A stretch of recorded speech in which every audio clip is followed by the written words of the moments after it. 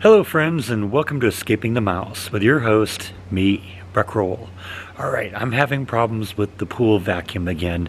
This one worked about a week, and now it's kind of conked out again on me, and it's kind of forcing me to make some tough decisions about what the future of the pool is. I know I've said in the past that, I'm going to keep working on the pool, keep having it, because I like having it. It's nice to be able to cool off, but it's a lot of headache, it's a lot of money, and I haven't decided yet what I'm going to do with it, but I'm at least considering the possibility that this may be the end of the pool. You may recall a few weeks ago I pointed out that the framework, the skin around the outside edge of the pool is starting to rust out, and I was going to have to replace it. And I was considering doing that with my bonus money this year. Well, the fact that I'm having that problem and I'm having problem with the vacuum again is making me at least consider the possibility that we just may pull the plug on the pool altogether. One way or another, though, I got to make a decision because if I'm going to have the wall of the pool replaced, I'm going to have to drain the water, and if I'm going to decommission the pool, I'm going to have to drain the water. So I made the decision last night to begin pumping the water out of the pool, and I'm just using a siphon, and it's going to go slow. It'll probably take 2, 3, 4 days to pump out, but I am moving in that direction. That way I won't have to put a cover on it this year, and it'll be a little easier to keep control of the stuff that's in it, because once I get all the water out of there, all I got to do is, if stuff gets inside of it, leaves and acorns and whatever, all I got to do is get in there and sweep it out. So just kind of letting you know what's going on, and I'll show you what it looks like now.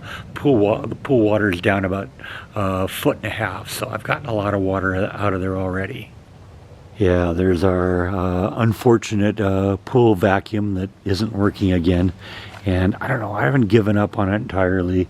And if I can get this thing working again, then maybe that will be something that we can deal with. But you can see the water level is way, way down in here.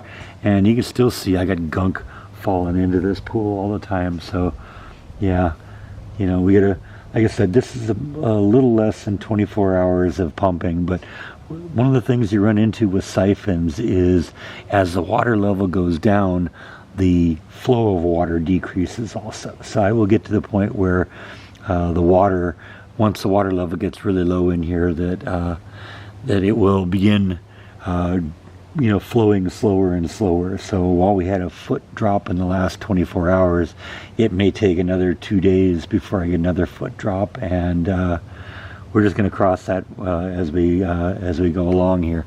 Now, I won't get all of the water out. In all likelihood, there'll probably be like 1 inch or so water in the bottom, and I'll have to deal with that on my own. Maybe there'll be some evaporation.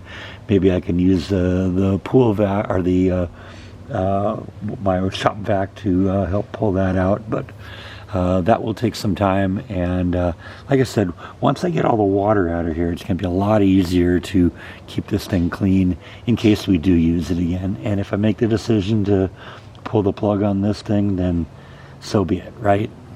And basically what I have is just a garden hose that's out in the middle of my driveway right now, and this is the water that's coming out of the pool, and it's running down the driveway and into the gutter.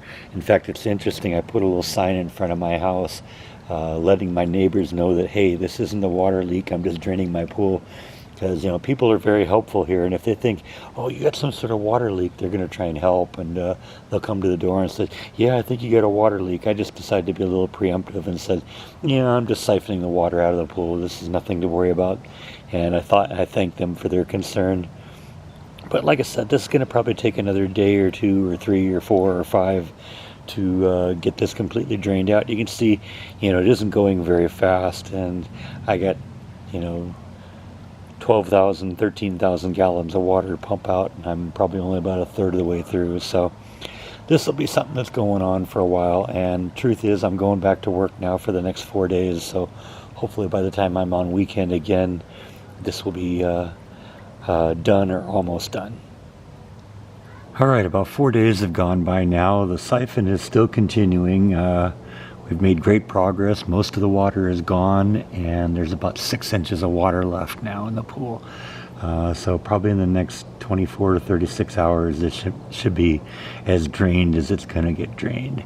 Now, as I started getting to the point where the pool level dropped a lot, water flow decreased significantly, because the way a siphon works is the lower the output of the siphon hose is relative to the input, and the input is here, the output was out on the driveway out there, the lower it is below the bottom of the pool level, the faster the water goes. Well, I just had it going out on the driveway, and the truth is the level drop was only maybe a couple of inches. So it got to the point where it really started slowing down. So actually what I did is I attached another hose to the existing hose, to this one here, and ran it all the way down to the end of the driveway. And that's increased the amount of water that's coming out now, because now the output is probably another 12 inches below the bottom level of the pool. So that's just kind of one of the things you got to learn about siphons. I knew this was going to be an issue and figured at some point I was going to have to extend the hose. So did that a couple days ago, and water's gone down probably another 12 or 14 inches since I did that. So like I said, another day or two, this thing should be empty, and then we can decide what comes next. All right, so it's about a week and a half later. The pool is obviously now completely drained. In fact, it was more drained a few days ago, but we got a little bit of rain, and that kind of put some water in there. So I'm going to go in there, get the remaining water out of there, and get the leaves out of there, and then it should just be a matter of maintaining it over the next few months until I decide what's going to happen. All right, so I got all the water, all the leaves, and well, most of the leaves out of here. This is probably the emptiest the pool's been now. Even since I drained it last time, there was still a little bit of water down in there, but I actually got all the water out now. I actually used a mop and a bucket to get a lot of it out, and then a shop vac to get the rest of it out. Now, one of the things I'm noticing is now that the water is out of here, the pool liner has gotten really, really loose. There's lots of lumps on the ground, and one of the things they recommended or told me when they were estimating this is that, you know, you can't just replace the skin. You usually have to replace the liner too, because the liner gets all out of shape once it doesn't have water holding it in its place. And you can really tell that that's happened on this. In fact, you can really see what the sun and the chemicals in the water have done too. See, that's above the water line, that's at the water line, and then how faded it is underneath.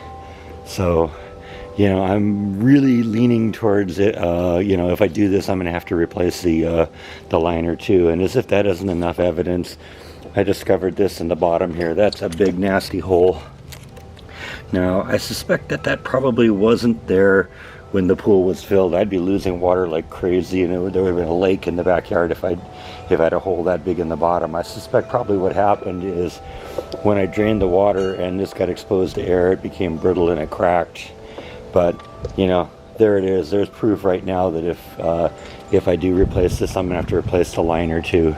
Now, I haven't decided whether I'm actually going to do that or do something else, but I have to admit I have another idea that suddenly cropped into my head, and it's an alternative that I'm kind of working out the details on. I've noticed some really nice fruit trees at some of the nurseries and stuff like that. And I remember we had a peach tree in our house when I was a kid, and I enjoyed getting the fruit off of that. You know, it was great just go out and pick a peach off the tree.